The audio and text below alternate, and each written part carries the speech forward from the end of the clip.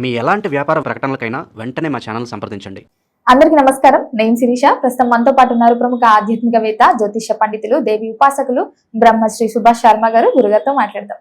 నమస్కారం గురుగారు. జూన్ మాసంలో ధనుసు రాశి వారికి ఎలా ఉండబోతుందంటారు? ఎలాంటి జాగ్రత్తలు తీసుకోవచ్చు అంటారు? ఆర్థిక పరంగా, ఆరోగ్యపరంగా ఎలా ఉంటుందంటారు? గ్రహ గోచారం కూడా ఒకసారి తెలియజేయండి. తప్పకుండా అండి. ముందుగా వీక్షిస్తున్న ప్రేక్షకులందరికీ శ్రీమాత్రే నమః, శ్రీ గురుభ్యో నమః. నమో దేవ్యై మహాదేవ్యై శివాయై సతతం నమః.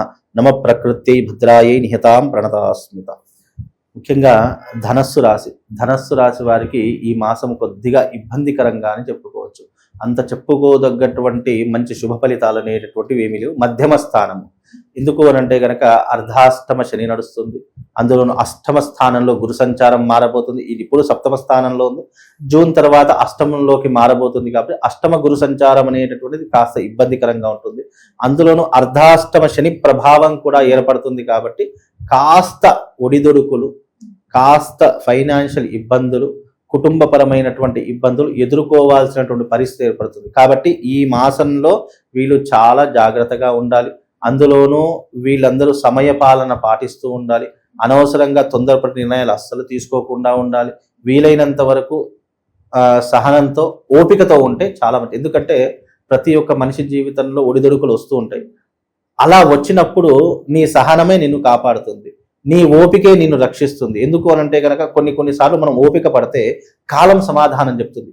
అంటే సమస్యకు ఏదైనా పరిష్కారం లేదు అని అంటే అది కాలమే సమాధానం చెప్పాలి తప్ప ఆ సమస్య కోసం మనం వెతకడానికి కానీ ప్రయత్నం చేయడానికి కానీ చేయకూడదు. ఎందుకంటే ఒక సమస్య కోసం నువ్వు ప్రయత్నం చేస్తావంటే నీకు 100 సమస్యలు ఎదురవుతాయి.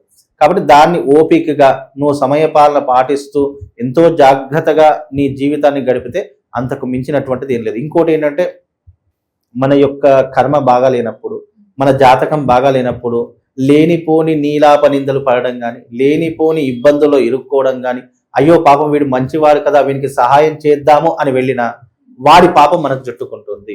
అందుకే ఇప్పుడున్నటువంటి తరహాలో ముఖ్యంగా ధనస్సు రాశి వారు చాలా జాగ్రత్తగా ఉండండి. అనవసరమైనటువంటి విషయాల్లో కలగజేసుకోకండి.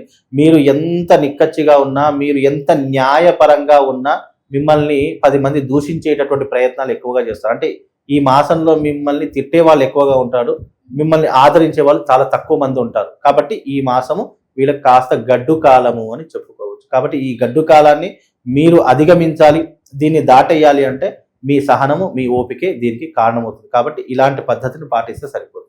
మరి గురుగారు, ఈ మాసంలో విద్యార్థులకు ఎలా ఉండబోతుంది అంటారు? పాఠశాలలు కూడా ఓపెన్ అవుతుంటాయి కాబట్టి ఎలాంటి జాగ్రత్తలు తీసుకుంటే వీళ్ళ ఫ్యూచర్ బాగుంటుంది? ముఖ్యంగా ఇప్పుడు అర్ధాష్టమ శని ప్రభావం వీళ్లకు ప్రారంభం అవుతుంది. కాబట్టి ముఖ్యంగా విద్యార్థులు కావచ్చు, లేదా చదువుకునే వాళ్ళు కావచ్చు, లేదు అని అంటే గనక ఈ విద్యారంగంలో ఉన్నటువంటి వారు కావచ్చు, వీళ్ళకు కొన్ని ఒడిదొడుకులు, ఇబ్బందులు అయితే ఎదురవుతాయి. అంటే చెడు వ్యసనాలకు బానిస కావడము, లేదు అని అంటే గనక చెడు దారుల వైపు వెళ్ళడము, ప్రయత్నం చేయడము, ఇలాంటివి ఎక్కువగా జరుగుతూ ఉంటాయి. ఈ మధ్యకాలంలో పిల్లల్ని చూస్తూ ఉన్నాము. గంజాయిలు, తర్వాత సిగరెట్లు, మద్యానికి, లేదు అంటే ఇతరితర వ్యవహారాలకు చాలా మంది బానిసైపోతూ ఉన్నారు.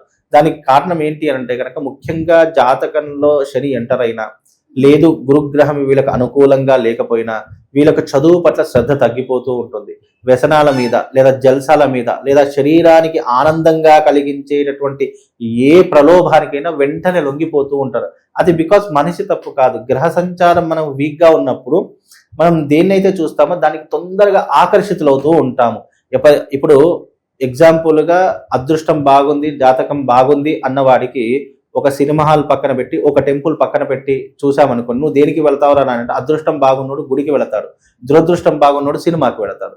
అలా ఏమవుతుంది అంటే అదృష్టం బాగున్నోడు ఎప్పటికైనా బాగుపడుతున్నాడు. దురదృష్టం వెంటాడుతున్నప్పుడు నువ్వు ఇక్కడ వెళదామనుకున్న వెళ్ళలేనటువంటి, అంటే కాలు అటువైపు వెళ్ళదు, ఇటువైపే వెళుతుంది. అది ఏదైనా సరే.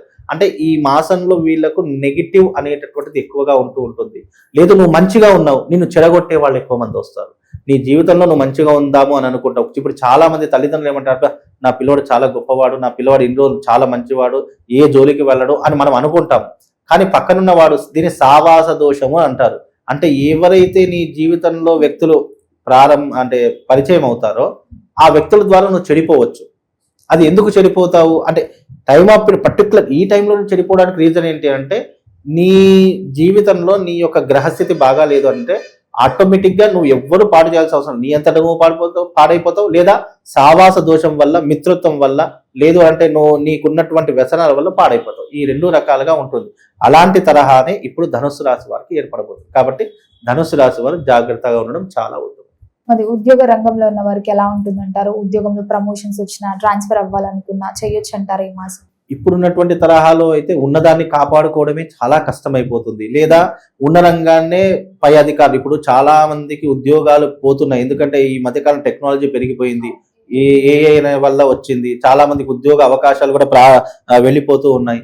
తద్వారా ఏమవుతుంది అని అంటే గనక ధనుస్సు రాశి వారు, ఈ యొక్క ధనుస్సు రాశి వారికి జాగ్రత్తగా ఉండే ప్రయత్నం చేసుకోవాలి. అలాగే ధనుస్సు రాశి వారు ఎవరైతే ఉన్నారో వాళ్ళు ఉన్న ఉద్యోగాన్ని కాపాడుకునే ప్రయత్నం చేయాలి. అనవసరంగా అత్యాశకు వెళ్ళకూడదు. ఎందుకంటే ఈ సమయంలో ఆశలు పెరిగిపోతూ ఉంటాయి, ఖర్చులు పెరిగిపోతుంటాయి. ఫైనాన్షియల్ ఇబ్బందుల వల్ల ఖర్చులు పెరిగిపోతే ఏమవుతుంది, మనిషికి ఆశ పెరిగిపోతూ ఉంటుంది. అలా ఆశకు లోబడిపోయి అత్యాశకు వెళ్ళిపోయి ఉన్నదాన్నే పోగొట్టుకునే ప్రయత్నాలు ఎక్కువగా ఉంటూ ఉంటాయి. కాబట్టి అలాంటివి చేయకండి. నేను ఈ యొక్క ధనుసు రాశి వరకు ఒకటే సలహా ఇస్తా. ఇప్పుడు గ్రహస్థితి అనుకూలంగా లేదు. రాబోయేటటువంటి రోజుని మీరు కాపాడుకోవాలి అంటే అనవసరమైన విషయాల్లో కలగజేసుకోకూడదు. ఎవరి గొడవల జోలికి మీరు వెళ్ళకూడదు.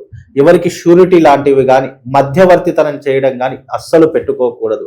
నువ్వు మంచి చేద్దాము అనే ఆలోచన నీ మనసులోంచి తీసే, నీ జీవితాన్ని నీ కుటుంబాన్ని కాపాడుకునే ప్రయత్నం మాత్రమే చేసుకో తప్ప అనవసరంగా ఇతరుల విషయాల్లో జోక్యం చేసుకోవడం కానీ, ఇతరులకు మంచి చేద్దామని వెళ్ళడం ద్వారా కానీ, ఎందుకంటే నీ గ్రహస్థితి బాగాలేదు. నువ్వు ఎవరికైనా మంచి చేయాలంటే నీ కాళ్ళ మీద నువ్వు నిలబడి 10 మందికి సహాయం చేసేటటువంటి విధానం ఉన్నప్పుడు నువ్వు సహాయం చేయి. అంతేగాని నీ కర్మ బాగాలేనప్పుడు ఇతరుల యొక్క కర్మలను వేలు పెట్టినా, ఇతరుల వాళ్ళ విషయాలను నువ్వు ఇంటర్ఫియర్ అయినా నీ జీవితం అతలాకుతలం అయిపోతుంది. కాబట్టి ఇలాంటి కొన్ని పాటిస్తే నీ జీవితం చాలా హ్యాపీగా ఉంటుంది. మరి కుటుంబ వాతావరణం ఎలా ఉంటుందంటారు? కుటుంబం పట్ల ఎలాంటి జాగ్రత్తలు తీసుకోవాలంటారు? కుటుంబం పట్ల కూడా ఈ మధ్య కాలంలో చీలికలు ఏర్పడేటటువంటి అవకాశం ఏర్పడుతుంది. భార్యాభర్తలు కావచ్చు, రిలేషన్స్ కావచ్చు, లేదా ఇంకా ఇతర వ్యవహారాలు కావచ్చు, కుటుంబంలో ఉన్నటువంటి రక్త సంబంధికులు కావచ్చు, వాళ్ళ మధ్య వేరిగేషన్ ఏర్పడుతూ ఉంటుంది, గొడవలు ఏర్పడుతూ ఉంటాయి, అనుమానాలు ఏర్పడుతూ ఉంటాయి. తద్వారా వీళ్ళకి ఏమిటి అంటే మానసిక సంఘర్షణ ఎక్కువైపోతూ ఉంటుంది.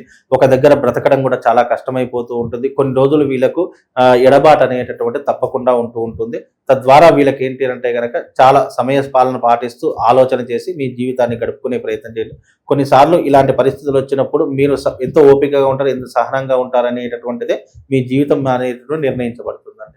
మరి ఈ మాసంలో పెట్టుబడులు పెట్టడం కానీ, కొత్తగా వ్యాపారం స్టార్ట్ చేయడం కానీ చేయొచ్చు అంటారా? ఈ మాసంలో వీళ్ళు ఏమీ చేయకూడదండి. ఎందుకు అంటే కనుక ఇప్పుడున్నటువంటి తరహాలో గ్రహస్థితి అనుకూలంగా లేదు. కనుక ధనుస్సు రాశి వారు ఎవరైతే ఉన్నారో కాస్త వెయిట్ చేయడం చాలా మంచిది, ఓపికగా ఉండడం చాలా మంచిది. ఇప్పుడు మీరు ఏదైతే ఒక వృత్తిలో కావచ్చు, ఒక వ్యాపారంలో కావచ్చు, ఒక బిజినెస్ లో కావచ్చు, లేదా ఇంకా ఇతర రంగాల్లో ఉన్నవారు కావచ్చు, దాన్నే మీరు జాగ్రత్తగా కాపాడుకునే ప్రయత్నం చేయండి. ఎందుకంటే నెగిటివ్ ఇంపాక్ట్ ఎక్కువగా ఉంటుంది ఈ మాసం. అలాగే మీకు శత్రువులు పెరిగేటటువంటి అవకాశం ఏర్పడుతుంది, కాంపిటీషన్ పెరుగుతూ ఉంటుంది, ఆర్థిక భారం పెరిగిపోతూ ఉంటుంది, అలాగే కుటుంబం పట్ల శ్రద్ధ తగ్గిపోతూ ఉంటుంది. కాబట్టి ఇలాంటి కొన్ని విషయాల్లో మీరు చాలా జాగ్రత్తగా ఉండడం చాలా ఉత్తమమైనటువంటి పని. మరి గురువు గారు, ఈ మాసంలో ఆల్రెడీ ధనుసు రాశి వారికి మిశ్రమ ఫలితాలు ఉన్నాయి కాబట్టి ఏ దైవనామస్మరణ చేస్తే ఇంకా కలిసి వస్తుంది, బాగుంటుందంట? ముఖ్యంగా వీళ్ళకు దైవనామస్మరణతో పాటు దైవానిక అనుగ్రహంతో పాటు ముఖ్యంగా వీళ్ళకి ఏంటి అంటే గనక ఏకాగ్రత, చిత్తశుద్ధి చాలా అవసరము. అలాగే ప్రతి ఒక్క విషయానికి మీరు ఎగ్జైటింగ్ కాకుండా, ప్రతి ఒక్క విషయాన్ని మీరు అతిగా ఆలోచించకుండా మీ బ్రెయిన్ని చాలా మట్టుకు కంట్రోల్గా పెట్టుకునే ప్రయత్నం చేయండి. మీరు ఏకాగ్రతను పెంచుకోవడానికి మీరు యోగా లాంటివి కావచ్చు, లేదు అని అంటే గనక మీరు దైవిక నామస్మరణ కావచ్చు, దైవిక ఆరాధన కానీ మీరు కనకధార స్తోత్రం కావచ్చు, లేదు అని అంటే గనక లలితా సహస్రనామ పారాయణం కావచ్చు, ఇలాంటివి చేసుకునే ప్రయత్నం చేయండి.